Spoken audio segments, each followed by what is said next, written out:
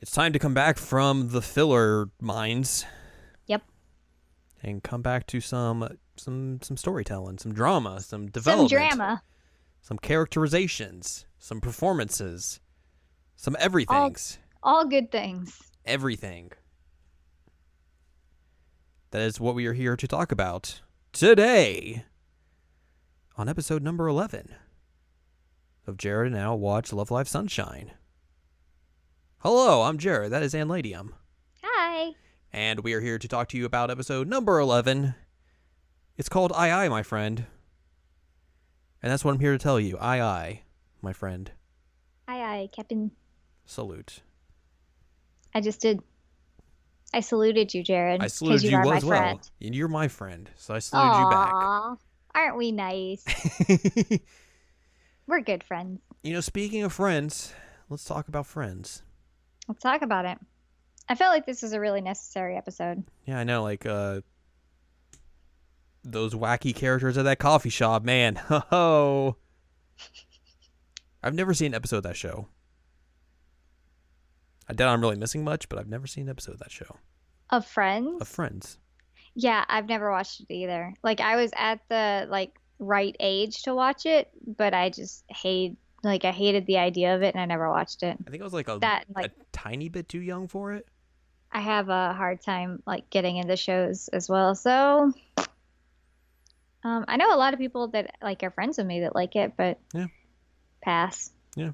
Instead, I watch anime like Love Live Sunshine, where I watch girls become idols, and it's awesome. The true friends that we made along the way. Loki, stop licking the Roomba. So, if you remember from last episode, I do. We are splitting off everyone. Well, one person from everyone. One person for We got our full 9 group, and then now it's like, oh, we're gonna go perform with 8. Bit of a disadvantage, but we started this episode with the rest of the team going and seeing Riko off as she heads to Tokyo for her piano competition. Everyone gives her some moral support, and they all promise they're gonna perform together the next time that a big old performance comes about. So everyone gives her their goodbyes and everything, and then they decide to leave, and then Chika stands there for a good while, and Yo notices that and is a little concerned. And that's how our episode begins. After that, we get some special practice from Daya, who's like, we're gonna do something special. We're gonna have a cool new way to do practice, and by that I mean we're gonna clean the pool. Clean the pool.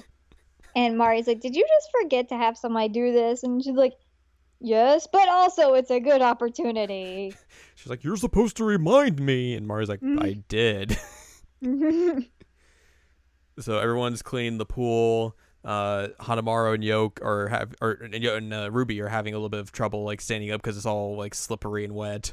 So they fall, and then in the background you see Ruby get up and then completely just fall again.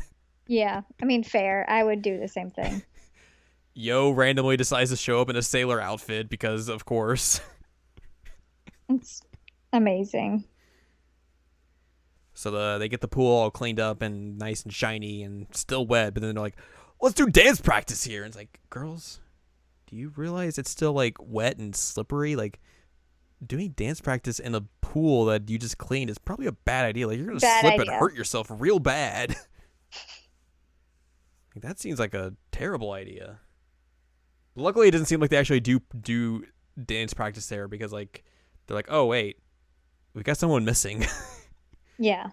And this is where they decide, okay, well, our routine needs someone to take Riko's spot because she has this dance thing with Chika, and we need someone who will be able to match up with Chika real well. So the group decides that Yo should be the proper replacement.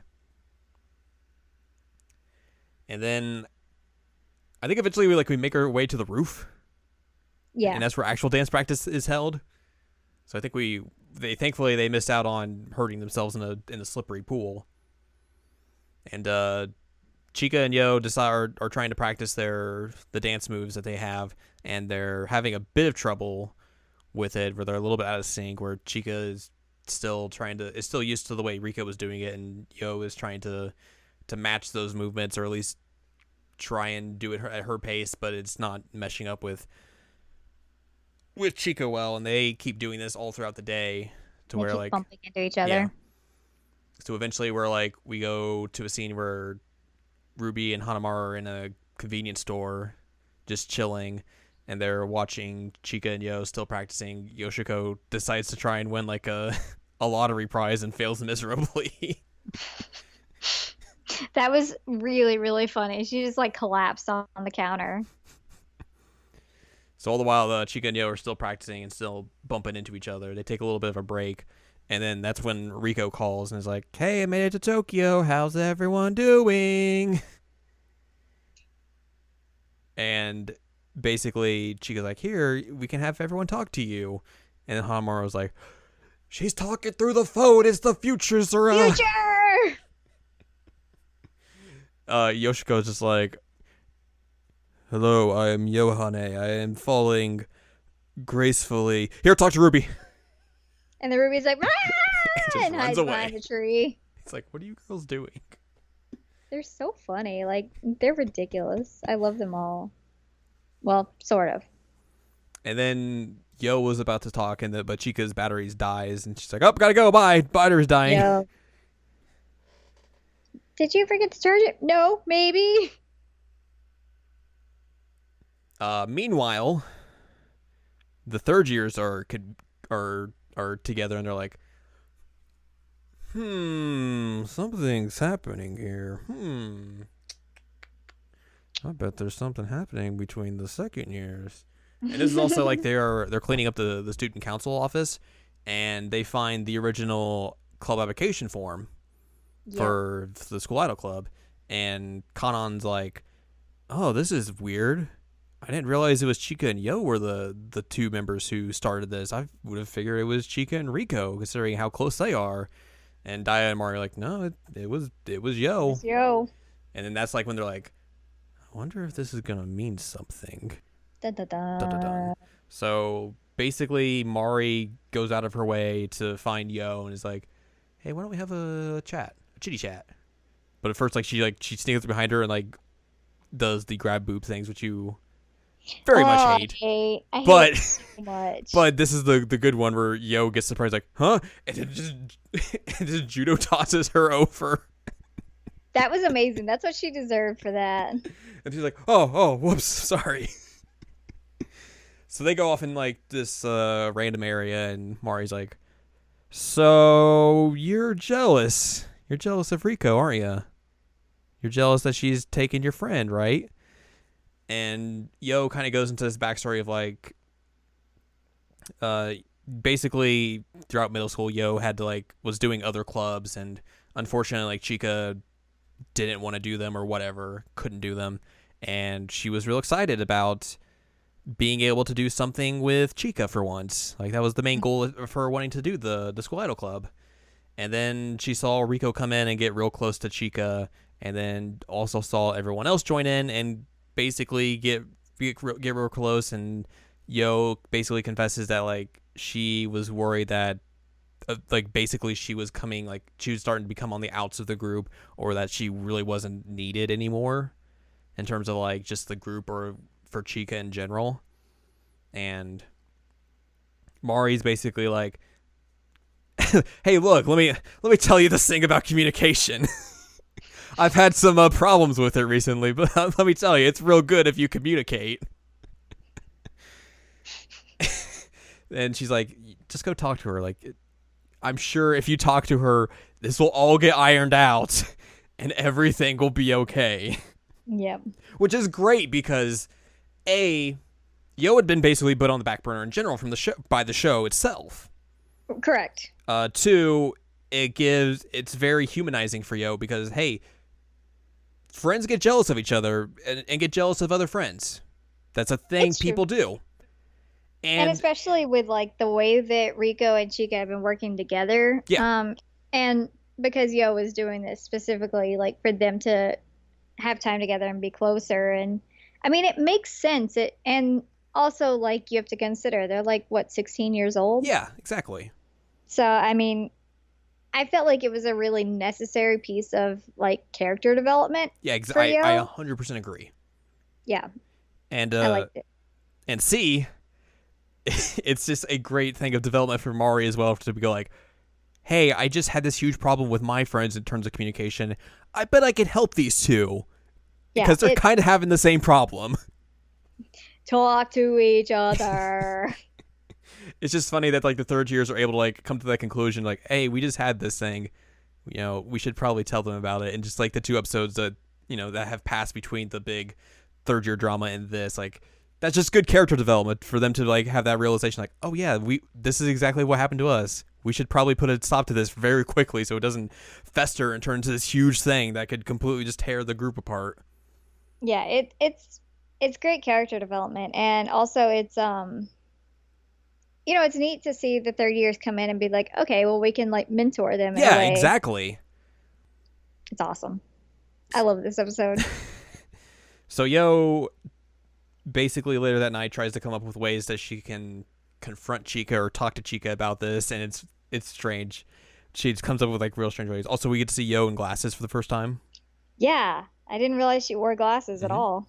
So Yo decides or is trying to figure out ways to talk to Chika about this. The first way she comes up with is to do like Kabedon. It's like, we need to talk. I love that one. There's another one that's just basically her being like, who do you like more, Rico or me? And it's all these like strange like confession type ideas that Yo has. Yeah, it's straight out of like shoujo manga, honestly. It really is. And I mean, it makes sense. Again, she's a 16-year-old girl, so like those are her like, and going to an all-girl school. right. Yeah. It makes total sense to me that those are the methods that she would come up with. It was hilarious. So she's having a real hard time just like trying to figure out a good way to talk to Chika about it because I guess prior to this, after they had the talk, like they go to school the next day and after when they go to the club, like Yo tries to talk to Chika, but like everyone's still there and Yo kind of chickens out and is like, hey, let's just do our best today. Yay. And then afterwards, where she's trying to figure out the good way to find some way to talk to her. While she's doing this, she gets a call from Rico. And basically, we kind of get like the very beginning of that call, and then they cut it out. Mm. And then afterwards, Chika just shows up. She's like, hey, Yo, I came up with a good idea. What if we try and make like your own movements for this dance instead of trying to copy Rico? And Yo's just like, what? And like runs down her steps and basically like just jumps after her. Well, the funny part is that like first she like faces away from her and is talking to her. And like you can see she's crying, but like she's asking her all these questions, then she like jump attacks her. And my favorite part of it was like, the ground is cold. I don't care. I'm gonna get dirty. I don't care. This is embarrassing. I don't care. It was so cute. When she's running down, we get like interstitchings of like the conversation that her and Rico had, and it's basically, I think Rico's like telling her like, hey, Chika was kind of worried about like having to do this dance with you and like having to like match my steps and all this stuff, and basically gives her like the encouragement to like actually go out there and like talk to her and like get this all confronted and everything. Like they really don't have like an actual conversation of like them two like hashing this out, like, or at least on screen per se. It's like they have that big embrace where like Yo just like lets loose emotionally, and Chika's just like, what's going on here? But even the fact that like Chika comes to her and says like, instead of you trying to fill that role, let's make your own role, like that. And also Chika like noticing like, hey, I know I've seen like I've figured out like something's been bothering you, so let's try and figure this out. It's great. Chika is ride or die. She's getting better at like figuring people out. Yeah. Like ever since the end of like the Tokyo arc where they had the failure, like she has really grown and like she's really stepped up into that leader role. Oh yeah, totally. So we fast forward to the night of the Love Live preliminaries and Rico's piano competition. They all have the matching scrunchies to signify their unification. And we get a new performance where Riko goes out on stage and plays her piece, and the remaining members are performing as an 8 group. They perform Omoi yo Hitotsu ni Nare. And basically after that, the performance seemed to go well. Riko gets a big standing ovation for her performance. Like, her southern mom cries. You were like, I can't believe they put the redhead in pink. Yeah, they both Ruby and Riko were in pink outfits this time. Like, guys, you don't put redheads in pink. You don't do it. We look like crap. So basically everything seems to have gone well. Yeah, I mean, we end this episode in a really positive place for everybody. Yeah. Despite not being a full unit, like, the performance goes well for Aqua, and that's a big motivation for them. And Riko's able to overcome her setbacks and demons over the piano competition and finally exercise those and put herself in a good place. Like you said, like, everyone gets to end this episode in a good place. And that's a good thing. I mean, it's been so stressful for them, like, throughout the past few episodes. It's nice to see them, like, doing well and feeling okay. Mm-hmm. So we have some trivia for this episode. Oh, snap. Some bonus stuff. At one point when Yo is trying to figure out ways to talk to Chika, she wears the Uchichi costume. The big, like, mascot-looking thing. Oh, the mascot outfit. Yeah. That is a thing that I think becomes like a recurring theme in just Love Live Sunshine in general. But also is something that she wears in the Koi ni Naratai Aquarium music video, which is their second single. One of the things that it's one of the original videos that they don't put for the show, but, like, did for the YouTubes. Promo. Yeah. And also the performance of Omoi yo Hitotsu ni Nare took place in the Numazu Civic Culture Center, the same location where they held the Summer Festival with Everyone in Numazu event in real life. Oh. So there you go. Got them trivias. You got them trivias. So next time, it's time to learn if they qualify for Love Live. It's a big, important thing. I mean, kind of is, considering it's the name of the show. Whole thing, like, relies on Love Live. Yep. And also, we're gonna see some old friends. Yes, we are. We will next time talk about episode number 12. It's Time to Fly, aka like Time for Me to Fly. I thought you were, like, gonna lose it last night when I texted you about that. It took me a second to realize that, and I was like, "Oh my god!" Of course, you would make an REO Speedwagon reference. I mean, it's perfect though. Like, of course, it is great. I love it. Oh man, so that is what we will be discussing next episode. Yep. But if you would like more from us, go to seasonlanguagecheckup.com or ssc.cool, where you can find past episodes of this podcast and other podcasts like Season Language Checkup, Season Language Checkup OVA, and columns and reviews as well. If you would like more from Anladium, go to anladium.com, where she has columns and reviews on her site. And you can follow us on Twitter, twitter.com/animecheckup, where we do Twitter. So next time, we'll dive into the penultimate episode of Season 1. Goodness gracious. Cruising.